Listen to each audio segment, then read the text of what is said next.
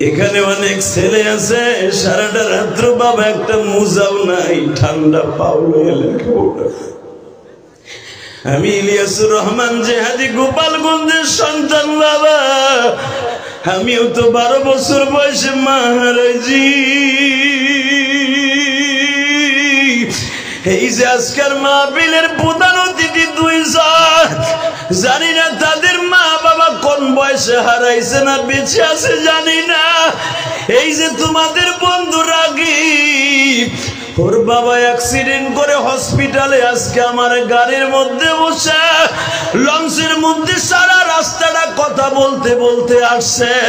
এই পর্যন্ত 22 লক্ষ টাকা বাবার পিছনে খরচ হয়ে গেছে বাবা, তবু হাল ছাড়ে নাই। আজকে জমি বেচে বাবার ট্রিটমেন্ট করানোর জন্য পিছপাও হয় না। আজকে আসার পথে জমি বেচার দলিলটা দিয়া বাবা আমাদের সাথে ওয়াজে আসছে। কেন আসছে জানো নি?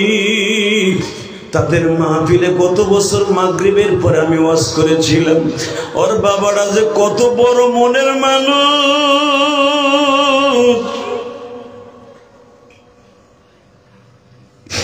ও একবার বারবার বলে, বাবা গো দরকার হয় আমার কিডনি বেচে তোমার ট্রিটমেন্ট করাবো, তবু আমি তোমার ভোলা জেলায় সুস্থ দেখতে চাই। আমার আলেম ভাইরা, আমি আপনাদের 2টা পাও ধরে বলে দিয়ে যাই, বাবা মায়ের মতো দরদি কেউ নাই রে ভাই। এই মাদ্রাসায় অনেক এতিম ছেলে আছে বাজান। আমি যখন রুমের মধ্যে বসেছিলাম, একজন আলেম ঢাকায় লেখাপড়া করতো, তখন আমি শামসুল উলুমের প্রিন্সিপাল ছিলাম। আপনাকে চরপেশন বাড়ি, ও আমারে বলে, হুজুর যখন আপনার মাদ্রাসায় লেখাপড়া করতাম তখন আমার মা ছিল, আজকে নাই। কলিজার ভাইরা আমার, পৃথিবীতে মার মতো দরদি কেউ নাই। আমি আপনাকে 2টা পাও ধরে বলে দিয়ে যাই, যাদের মা বাবা আছে কোনোদিন কষ্ট দিয়ে না। আর এতিমদের বোনের কষ্ট আল্লাহ জানে। ওই যে আপনাকে এলাকার একটা ছেলে, ও আমার ছাত্র, আমার যৌবন কালেও আমার কাছে লেখাপড়া করছে। আজকে ওর দাড়ি পাকতে শুরু করছে। হে মুসলমানের পোলা, হাজার হাজার ছাত্র বাংলাদেশ ইলিয়াস রহমান জেহাদির আছে, ও আমার কাছে কাফিয়া পড়ছে। শুধু একটা কথা শুনাইতে চাই, ইলিয়াস রহমান জেহাদি যে আসনে আল্লাহ প্রতিদিন বসে কথা বলে, এই যে হুজুর আমার ডাইন পাশে বসা, আমি হুজুরের চোখে অনেকবার পানি দেখছি। কেন জানেন? এসকে নবী তার অন্তরে ভরা। এই যে রাখি, আজকে সে কান্দে বাবার কথা বলার সাথে সাথে, ও শুধু ওর বাবার মুখে শুধু একটা বার রাকিবি ডাক শুনতে চায়, মারুফ ডাক শুনতে চায়। কারণ কি জানেন? পৃথিবীতে বাবার মতো বন্ধু কেউ নাই।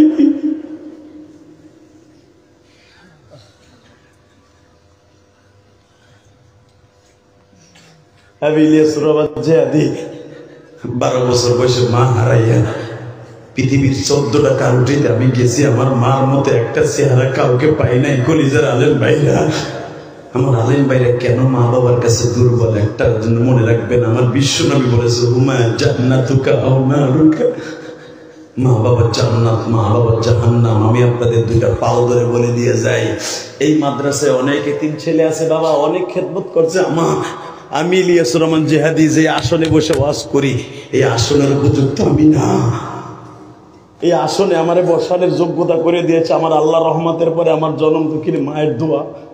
এই যে আপনাদের কামিল মাদ্রাসার এত বড় একজন মুহাদ্দিস, এত বড় একজন প্রিন্সিপাল, যে দেখবা তার ইতিহাস খুলে দেখো, সে বলতে বাধ্য হবে তার এত বড় যোগ্যতা হওয়ার পিছনে তার মায়ের দোয়া 1 নাম্বার।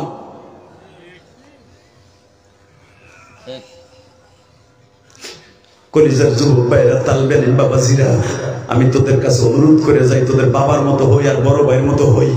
মনে রাখতে হবে, বাবা মায়ের কাছ থেকে দোয়া নিয়ে মাঠে নাই, আল্লাহ তোমার হেফাজত করবে। কথা ঠিক না বেঠিক? শুধু আমার নবী মায়ের কত পাগল ছিল, শুধু 2 মিনিটে শুনাই দিয়ে আলহামদুলিল্লাহ বলতে পারলেন না? আমার নবী আজরাইলকে দেখছে মাত্র 2 বার, আর জিবরাইলকে দেখছে 23,000 বার। আর এক রাতে আছে 27,000 বার দেখছে জিবরাইল। 27,000 বার নবীর কাছে আইছে। জোরে কোন? একবার হলো মেরাজের রাত্রে 4র্থ আসমানে, আর একবার দেখছে যখন নবীর রুমে ঢুকছে জান লয়ে যাইবো এখন। তখন আমার নবী আজরাইলকে জিজ্ঞেস করে, আজরাইল তুমি তো আমারে মারবা না? জোরে, আপনারে মারার মতো ক্ষমতা পৃথিবীর কেউ নাই, আল্লাহর হুকুমে আপনারে পরিবর্তন করে নিয়ে যাবো আর কি। জোরে জোরে জোরে জোরে জোরে, হুজুর আপনারে মারার মতো ক্ষমতা কেউ নাই। আমি রুমালটা আপনার নাকের কাছে আপনার হাতে দেব, আপনি রুমালটা নাকের উপর ধরবেন, আমি খালি এই রুমালটা নিয়ে চলে যাব। আমি আপনার গায়ে হাতও দিব না। দুনিয়ার সব নবীর গায়ে হাত দিয়ে আমি জান কবজ করছি, আপনার গায়ে হাত দিব না। আপনার নিজের হাত দিয়ে আমার এই রুমালটা ধরবেন নাকে, নাকের ভিতরে চলে আইব, আমি নিয়ে যাব। আমার নবী কয় না, আমি দেখব তুমি কোন কোন কোয়ালিটিতে মারো, আমি দেখব। আমি দেখে মারের কোয়ালিটি শিখে আমি আমার ওয়াইফদেরকে এবং আমার সাহাবীদেরকে বলে যাব, তো তোমরা মৃত্যুর যন্ত্রণা থেকে রেডি থেকো, চোখের পানি ছেড়ে দিও।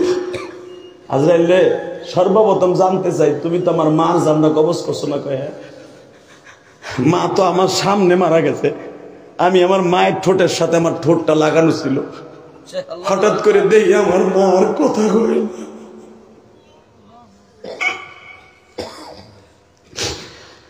আজরাইল আজকে একটা কথা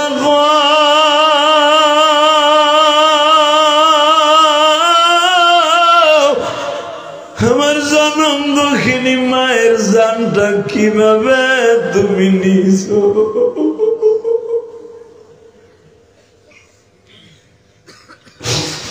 আজরাইল বলে, নবীজি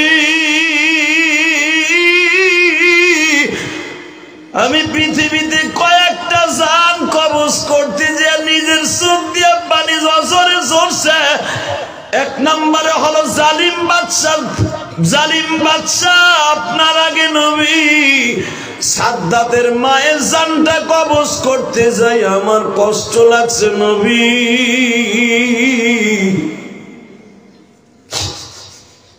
নবী 2 নম্বরে আপনার জনম দুঃখিনী মায়ের জানটা নবী বাবার কবর দেখতে 550 কিলোমিটার রাস্তা মাঝখানে সফর করে আসিয়া বাবার কবরের কাছে সারাদিন কান্নাকাটি করিয়া মায়ের বুকের মধ্যে জড়িয়ে শুয়েছিলেন নবী। হঠাৎ করে আল্লাহর বিদায়ের একটা সার্টিফিকেট আসলো, জিবরাইল রে আমার নবী তার মায়ের বুকে ঘুমাইতেছে গো, আগামীকালকার আমার নবী মার বুকটা পাবে।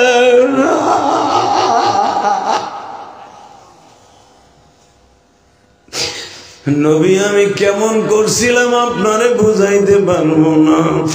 নবী আমি যখন দেখতেছি একবার আপনি মায়ের ঠোঁটের কাছে যান আর আপনার মায়ের বুকের উপরে মাথা লাগায় বলেন, মা গো তোমার বুকের মধ্যে গোশতের পানির মতো কেন টগর বগর আওয়াজ হইতাছে মা? আমিনা যখন বারবার বলতেছে, মুহাম্মদ রে বাবা আমার চোখের সামনে এমন একজনকে দেখতেছি যারে দেখলে আর কোনোদিন মা ডাকটা শোনা যায় না। হে আমার বোলা জেলার সর্বেশনের বাইরে আজকে 19 ডিসেম্বর একটু মাওলারে বুঝাইয়া কও না মালিক আমিও তো মা হারাইছি, আমিও তো বাবা হারাইছি,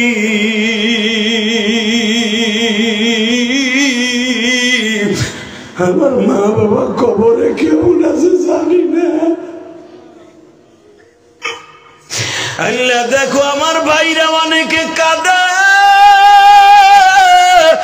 আজকের মাহফিলের তয়ব সাহেব হুজুরের মা বাবা আছে কিনা জানি না গো। এই ভোলার থেকে যখন লেখাপড়া করতে দেওয়ান যাবে, আহারে তার মা হয়তো লঞ্চের ঘাটে সাজাইয়া দিয়ে কাপড়ের আঁচল দিয়ে চোখ মুছছিল আর বলছিল, তয়ব রে কবে আসবা বাবা?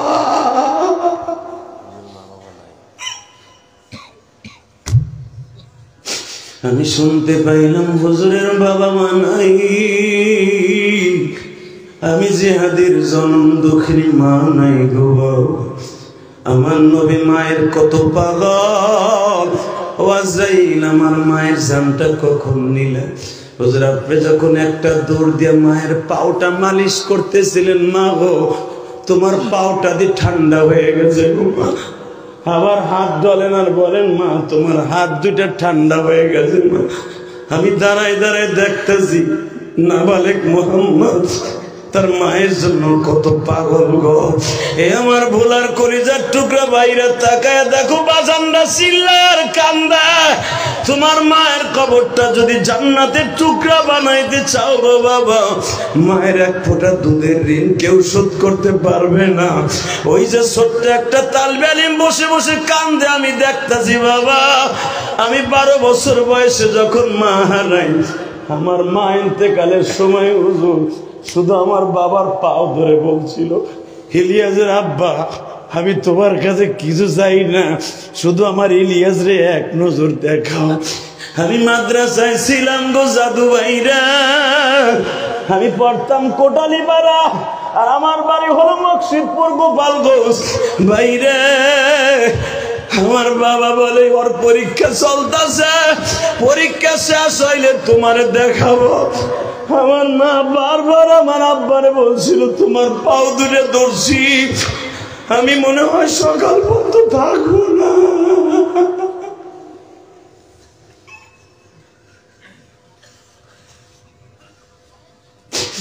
আল্লাহ দেখো আমার মতো কার জানো মা নাই রে মা,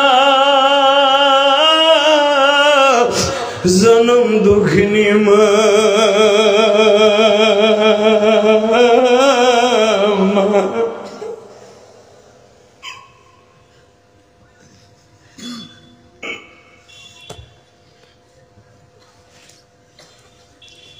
আল্লাহ আমি জানি না কোন আলেম ভাইয়ের মা নাই।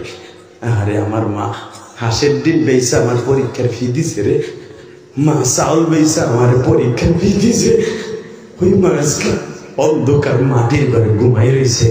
আমার মা শীতের দিনে আমার জাম্পার কিনে দিছে, চাদর কিনে দিছে, আর মা সেরা খেতা গায়ে দিয়ে সকালবেলা গায়ে দিয়ে ঘুরছে।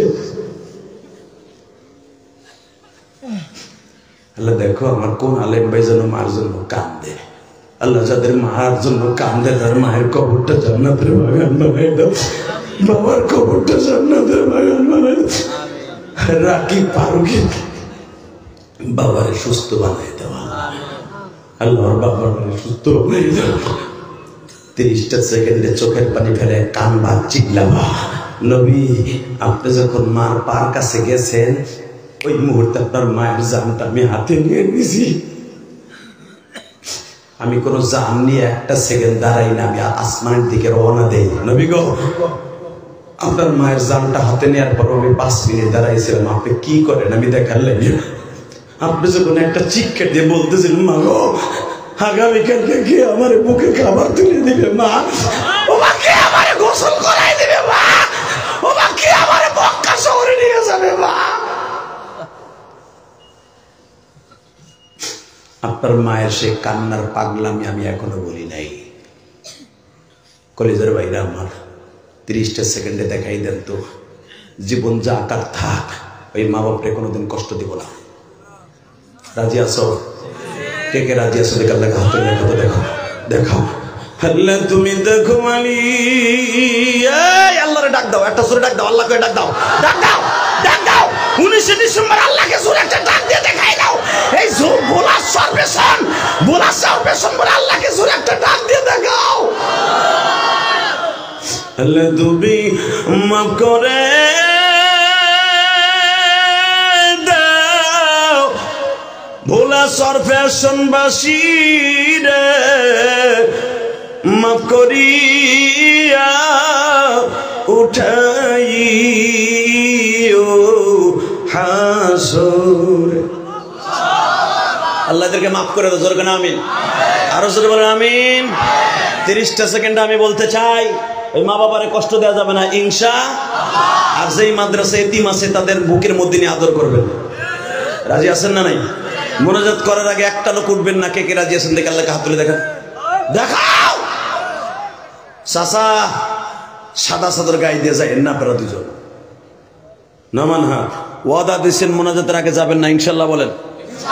এখন রাত 11:30টার কাছাকাছি 2 ঘন্টার মতো আলোচনা করছি।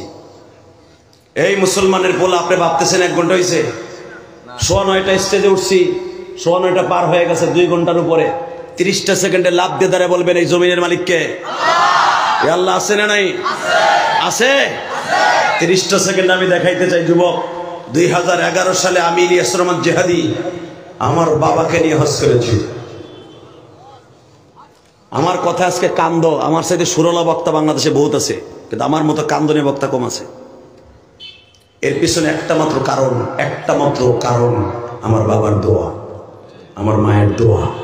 এই যে রাগিব ফারুকি রকিব, যে আর বাবার জন্য লক্ষ লক্ষ টাকা খরচ করতেছে, কিডনি বেঁচে বাবারে দেখাইতেছে, এমনি না, তার বাবা একজন আলেমে দ্বীন, সে চায় আমার বাবা আবার সুস্থ হয়ে উঠুক। আলহামদুলিল্লাহ বলতে পারলেন না?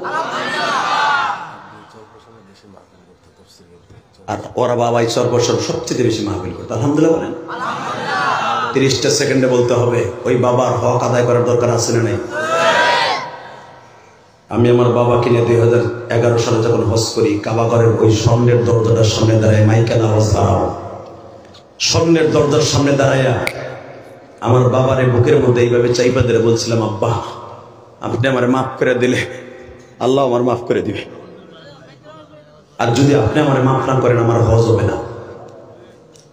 আমার আব্বা শিক্ষার মেরে মেরে কাবাগরের সামনে দাঁড়ায় বলছিল, আমার এখনো মনে পড়ে 2011 সালে, আল্লাহ আমার ইলিয়াসকে তুমি মাফ করে দাও, ওর মাকে তুমি মাফ করে দাও, ও মায়ের অনেক পাগল, ওর মারে দেখতে পারে নাই, ওর মারেও দেখতে পারে নাই, ওর মা ওরে দেখার লেগে মৃত্যুর আগে অনেক চেষ্টা করছিল, আমি দেখাইতে পারি নাই। আল্লাহ কিয়ামতের মাঠে ও যেন ওর মায়ের দেখে জান্নাতে। আমার আব্বা এই কথাগুলোই বলতেছে, আমি আমার আব্বার হিগাই দিই, আব্বা বলতেছে কাবার দরজার সামনে দাঁড়ায়। আর এখানের দোয়া তো আল্লাহ ফিরাই দেবে না, ওটা দোয়া কবুল হওয়ার স্টেডিয়াম কাবার দরজাটা। একটু পরে আমার আব্বা বলতেছে, আল্লাহ আমার ইলিয়াস যত মাহফিলে যাবে প্রত্যেকটা যুবক আবার বিদ্যা বনিতা সবার চোখ দিয়ে পানি বেরাবো। এই যে তোমরা যে কান্দো দাদা ভাই বয়ে বয়ে, এটা আমার ক্রেডিট না, এটা আমার এলেমের বাহাদুরি না, এটা আমার বাবার দোয়া। বাবার 2000 অ্যাকাউন্টে আছে, মায়ের 2000 অ্যাকাউন্টে আছে। পরে দুনিয়ার বহুত মানুষ অপমান করতে চাবে, পারবে না। কথা বলেন না কেন? ওর একটা পশমের ক্ষতি হবে না। কয়েকদিন আগে দেখছো আমার গাড়িটা অন্ধকারে থুইয়া ওয়াশ করতেছি, গাড়িটা ভেঙে গেছে, দেখছো না?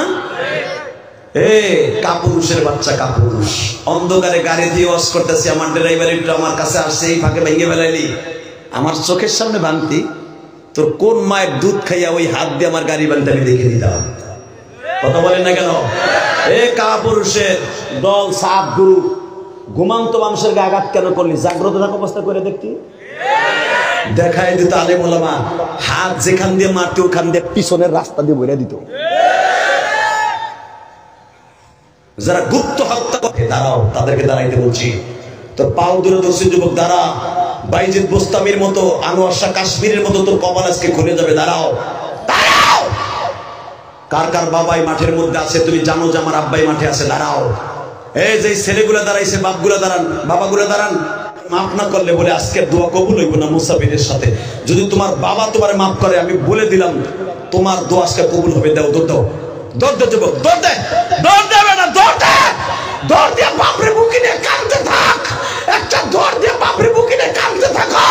সারবি না যুবক, সারিসটা। এ বাজান আপনার ছেলেটারে সাইরেন না, এইভাবে কত বুকের মধ্যে নিয়ে ছেলের চাম দেখাইতেন, চোখের পানি দিয়ে দেখাইয়া দাও তোমার আব্বারে তুমি কত ভালোবাসো।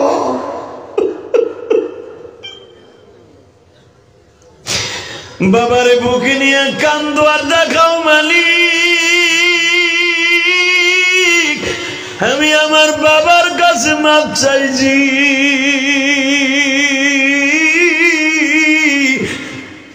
তুমি আমার মাপ দিবানি। আল্লাহ দেখো কেমনে কান্দে, আল্লাহ দেখো, আল্লাহ দেখো কেমনে কান্দে, আল্লাহ কোন আলেমের জন্য বাবা নাই রে? আল্লাহ যাদের বাবা নাই তারা কার কাছে মাফ চাবে? এ মাওলা, এ তুমি না কইছো মা বাবার কাছে মাফ চাইলে ডাইরেক্ট দোয়া কবুল হয়? দেখো কেমনে বাবারে বুকি দিয়ে বাবায় কাঁদে। আল্লাহ যাদের বুকের মধ্যে কান্দে তুমি মাফ করে দেও না আল্লাহ। এদের চোখের ভাই যুবক তুই কান্নার আওয়াজ শুনাইতে পারোস না আমার মওলারে? জোরে জোরে চিল্লার বল আব্বা তুমি মাফ না করলে বলে আমার কোনো দোয়া আসমানে যাবে না। যুবক তুমি মার কাছে দোয়া চাইবা বাড়ি যাইয়া। বসো বসো বাপরে নিয়ে ওইখানেই বসো, তোমার জান্নাত তোমার সাথে আছে। আলহামদুলিল্লাহ বলেন। ওয়াদা করে গেলাম আজকের দোয়া কবুল ইনশাআল্লাহ বলেন। আল্লাহু আকবার বলেন। যারা দাঁড়ায় আছেন তারা বসো। তালবালি বাবাজিরা কমিটির ভাইরা বসো। 30টা সেকেন্ডে বলবো এই মাদ্রাসাটা আল্লাহ রসুলের কথা, ঠিক না বেটে? যাদের বাবা নাই তোমাদের সভাপতি আজকে কান্দে, অতিথিরা কান্দে, আলেমুলামা কান্দে, আজকের দোয়া ডাইরেক্ট কবুল, কোনো সন্দেহ ইনশাআল্লাহ বলেন। 30টা সেকেন্ডে 5টা লোক লাভ দিয়ে দাঁড়িয়ে বলবেন হুজুর আমার জন্ম দক্ষিণী মা কবরে, আমার মায়ের জন্য আমি কিছু করতে পারি নাই, তবে আমি ইলিয়াস রহমান জিহাদি করছি, আমি খরচ করে একটা মসজিদ বানাইছি। আমার যে দাওয়াত দিয়ে নিয়ে আসছো নাম জানি কি? চুপ করে সোরের মতো পান খাও, কি নাম জানি তোমার? এই মনির মতামতের ভাবে আমার সাথে যোগাযোগ করে আমাকে আনছে। টাকা দিলেই বক্তা এই শীতের মধ্যে বোলায় আসে না। আমি লঞ্চে সফর করি না, আর আমার বোলায় আনতেও পারে না, আমি রাজিও হই না। বহুত কষ্ট করে তেল মোবিল দিয়ে আমার রাজি করাইছে এই মনির, এই লোকটার কথায় আমি রাজি হই নাই। ও অন্তত 10 মিনিট খরচা করছে যে আমি পাঠাইতেছি, খবরদার আমি যেন অপমান না হই। এই মনির এখানে আল্লাহ পাকের হুকুমে আনছে আমাকে, আল্লাহ আনছে। হুজুরের সাথে এসে আমি অনেক ভালোবাসা, হুজুরের চোখ দিয়ে পানি পড়ছে। বয়োবিষ্ট হাজার হাজার ছাত্র যার হাতে এসপি ডিসি হয়েছে যার হাতে, সে উস্তাদও কানছে। আমার বিশ্বাস আজকের দোয়া কবুল হইব। ও দেখে আসছে, জিজ্ঞেস করবেন 4 কোটি টাকা খরচ করে একটা মসজিদ আল্লাহ দিয়ে বানিয়েছে। আমি নিজের টাকায় নিজের রক্ত পানি করা পয়সা দিয়ে মসজিদ বানাইছি। আমার সমালোচনা করতে পারবা? হ্যাঁ, সমালোচনা করতে পারবা? ইলিয়াস রহমান জিহাদের কাছেও জীবন নিতে পারবা? বাংলাদেশের স্বাধীনতার পরে কোন বক্তা নিজের অর্থায়নে জায়গা কিনে ঢাকার বুকে মসজিদ করে নাই, সবাই কালেকশন করে করছে। আমি কাউকে বলি নাই আমার 1 বছর সিমেন্ট দেন, তবে আমার ভাইরা প্রতিদিন মুসাফার মধ্যে আমার যে টাকাগুলো দেয় এগুলো আমি মসজিদ খরচ করি। আমার মারে আল্লাহ মাফ করবে না কে বেটা? আমি আমার মায়ের জন্য মসজিদ বানাইছি, মাদ্রাসা বানাইছি। আল্লাহ যেন আমাকে খুশি হয়ে আমার মারে মাফ করে দেয়, কারণ আমি আমার মাকে জীবনে 1 খিলি পানও খাওয়াতে পারি। আমি বাড়ি গাড়ি বহুত করছি, টাউনে যা লাগবে না তার থেকে বেশি করছি। আপনার দোয়ায় ঢাকার বুকে আমার মতো এত সম্পদ কোন বক্তার নেই। খবর লে দাও, আল্লাহ আমার মসজিদের বরকতে এত পরিমাণ সম্পদ দিছে, আমি কল্পনাও করিনি যে আল্লাহ আমার এত কিছু দিব। 30টা সেকেন্ডে বলবো, আমি যদি পারি আমার মায়ের জন্য কিছু করতে, আপনি একজন লোক লাভ দিয়ে দাঁড়িয়ে বলবেন হুজুর 5 জন বন্ধু আমি চাবো যদি আমি জান্নাতে যাই যেন আল্লাহ আপনাকে আমার সাথে করে দেয়।